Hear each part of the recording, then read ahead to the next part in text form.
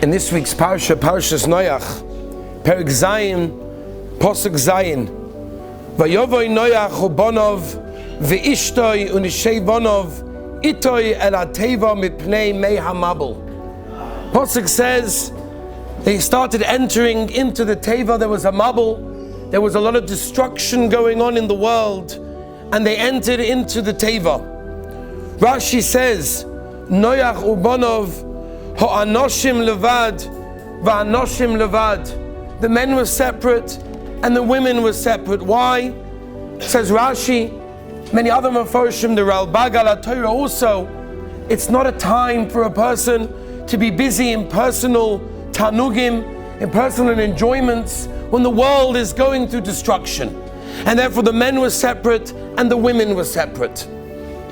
They say B'Shem the Heilige Chofetz Chaim, they once bought him a beautiful chair, nice armrests, nice cushions. Rebbe, you're an old and elderly man, you need to sit in this chair. And he said, I cannot sit in this chair where Klal Yisrael are going through such a tzara. We're going through a time, as we've spoken about previously, where Klal Yisrael, not only in Eretz Yisrael but around the world, are going through tremendous tsar. And we have to feel that tsar. And not only do we have to feel the tsar, but we also have to do something about it. What can we do? What can we do that will actually be relevant? What can we do that will actually affect something? I spoke to a cousin of mine, Erev Shabbos. Not religious, never was religious. I spoke to him Erev Shabbos. He has two children, two 8-year-old children, a boy and a girl, who are currently missing. His father-in-law was shot dead in the kibbutz in Berry, and his two children, 8-year-old children, were taken, and he has no idea where they are. Think for a moment, as a father, as a parent, what it means to have two 8-year-old children and you have no idea where they are, and you have no idea how they are. Do you understand how painful that is? This person is not religious. I don't think he's ever opened up a siddur in his life. And he said to me, Rabbi, please, daven for them. Just daven for them. Do whatever you can to daven and to pray for them, for their return. He said, deep down, I know where they are. I know what's happened, but I don't want to believe it. Daven for them.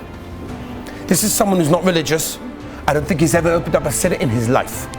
But he understands the koyach of tefillah. He understands what tefillah can accomplish, what it can do, and it can do unbelievable things. I want to share with you some words that Rav Pam Zatzal said years ago in America when Klal Yisrael was going through a different tzara. He said the following. He said, those that seem to harm us can be compared to the frogs in Mitzrayim by the Makov Tzvardeya. Said Rav Pam, we're all familiar with Chazal, that when they saw the frogs, or they saw the big frog, they started hitting the frog to try and destruct it, to try and get rid of it. It didn't work, it only worked in the reverse. And it started spitting out more and more frog. What was 1 became 2, 2 became 4, 4 became 8. It was terrible. Hitting the frogs accomplished nothing for the Egyptians from Mitzrayim. It simply increased their suffering. Said Rav Pam that so many times when there are tzoras in Klal Yisrael and there are people that are trying to harm us, our first reaction is let's get them, let's kill them, let's hit them. Says Rav Pam that Lemaisa, killing one terrorist is just going to accomplish, there's going to be another one coming from a different direction, and you kill 2 over there, there'll be 4 from somewhere else. They're going to get us, they're going to want to destroy us. That's the Metzias of Klal Yisrael, that's the Metzias of the world. But what did Paroi learn? Says Rav Pam, listen to what Paroi did, and maybe we can learn from that. Says Rav Pam, you know what Paroi did? He realized that hitting the frog wasn't doing anything, it wasn't accomplishing anything. So you know what he did? He called Moshe Rabbeinu in and he said, pray for me. Get rid of the frogs. even Paro understood that the only thing that's really going to help is tefillah. The only thing that's going to rid him of that which is destroying his country is tefillah. It says Rav Pam Zatzal, if you want to get rid of the frogs, you daven for it. Our salvation is not with the tanks. Yes, we need to do ishtadlus, and we're doing ishtadlus, and we've got incredible people out there doing ishtadlus.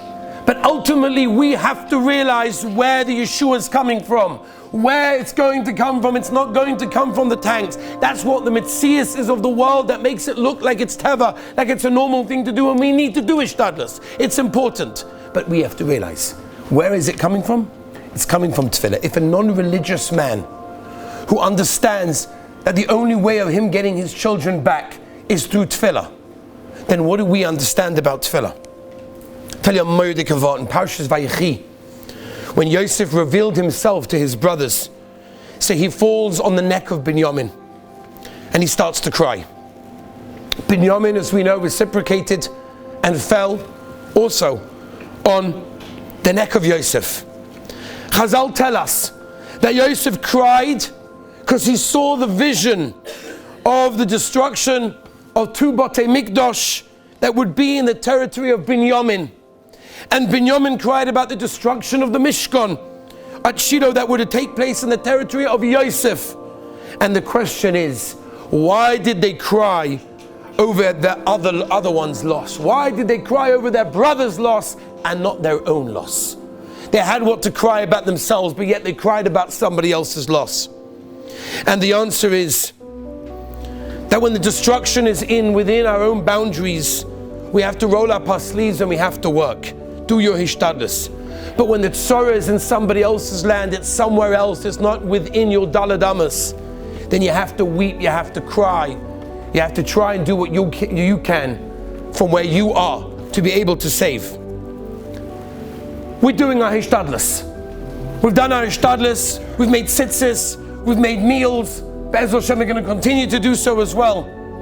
But we also have to realize, even if we're not mamish there, we're not fighting the war in a physical way, but we're weeping from where we are.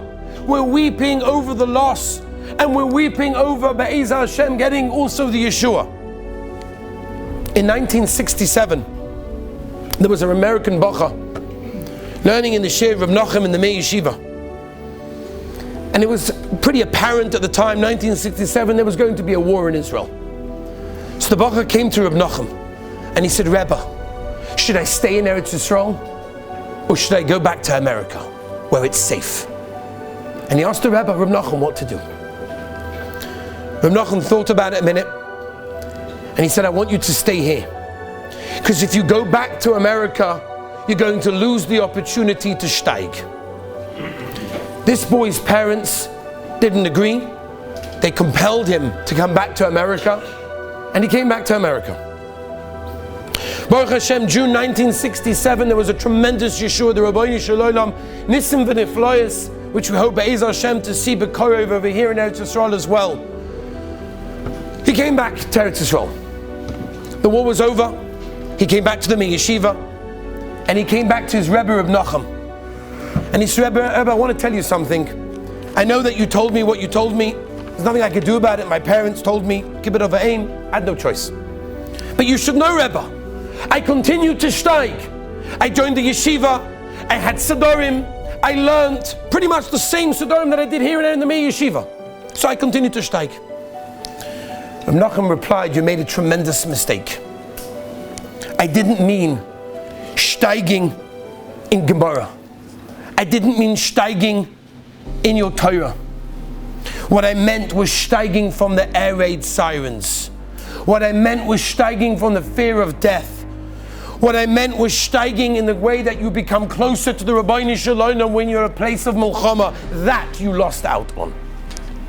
And Rabbi say, I say to every single one of you that is sitting here today, you guys are the greatest heroes of Klal Yisrael.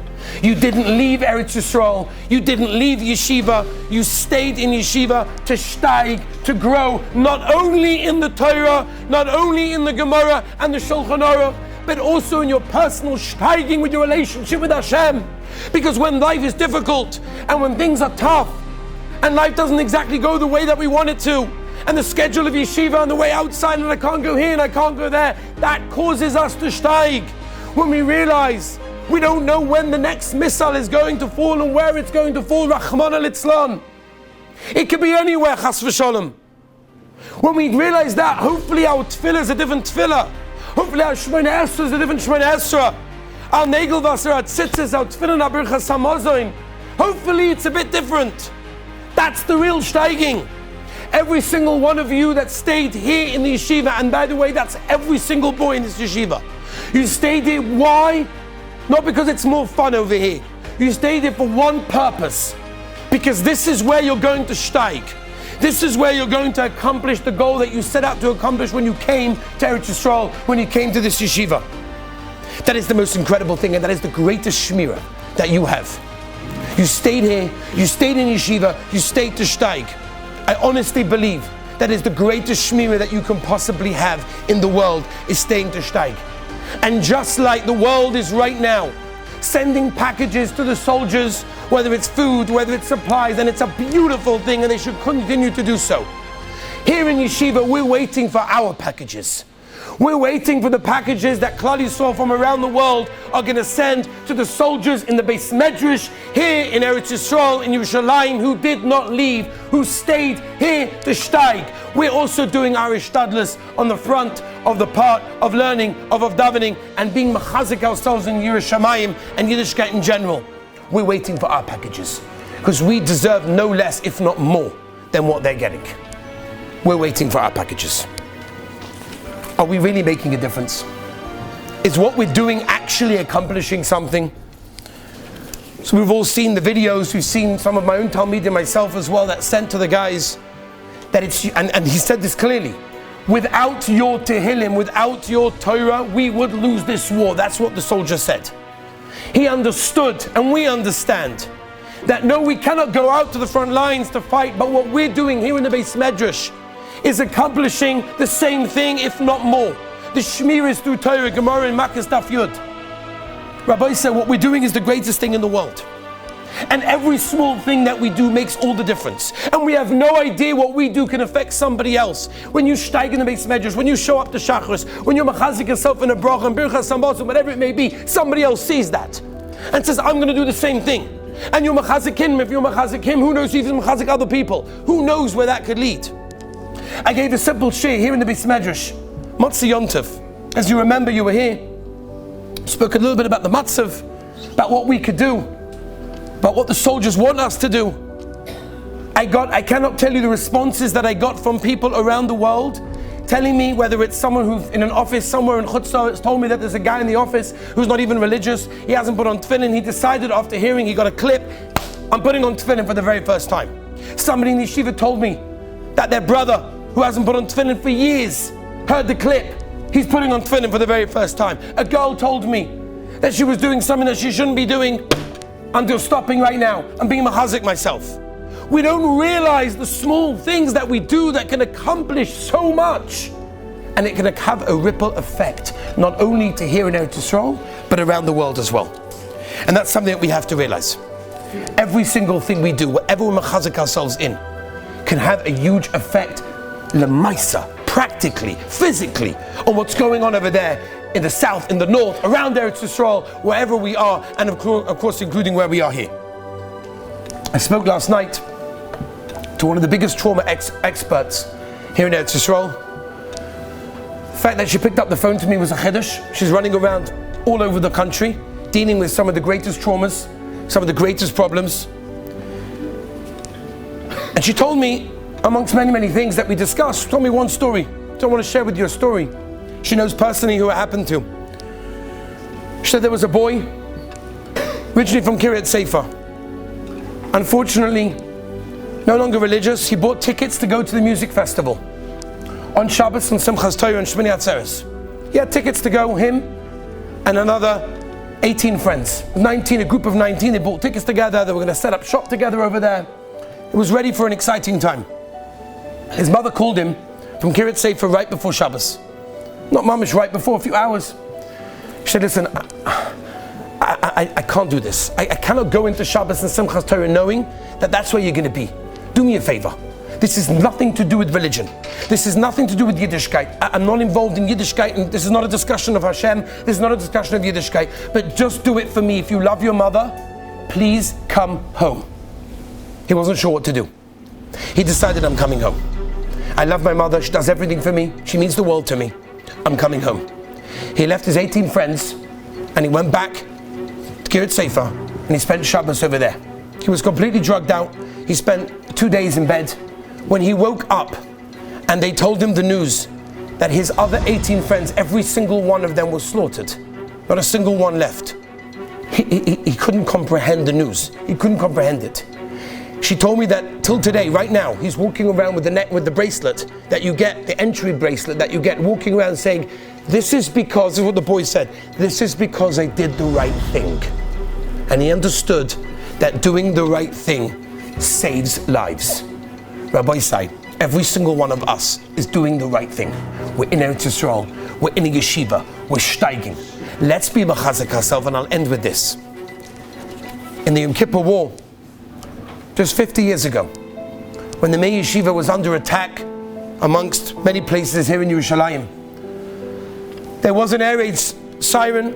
The whole Meir Yeshiva went into the shelter. It was very, very dangerous. They had to go in. They were mamish being hit from all sides. And Rabbi Chaim Shmulevitz went in together with the boys. And they were in there and they were hearing explosions and shaking. It was gefährlich bad. Each one was to their own. Each one was saying his Tehillim or his Black Gemara, whatever he was doing. Each one was oisik in his avodah. There was a huge explosion, and they realized what it was. It was literally very close to the Meir Yeshiva. The Meir Yeshiva was saved. You can imagine the simcha. They came back into the Beis Medrash when everything was clear, and they came in with simcha that the Meir Yeshiva was saved. The Meir Yeshiva was saved. It was gewaldig. Rabbi Chaim Shmulevitz got up to the bima, clapped on the bima and said, Rabbi Isai, everybody thinks that the Meir Yeshiva was saved. Why? Because of my Tehillim, because of my davening, which could be.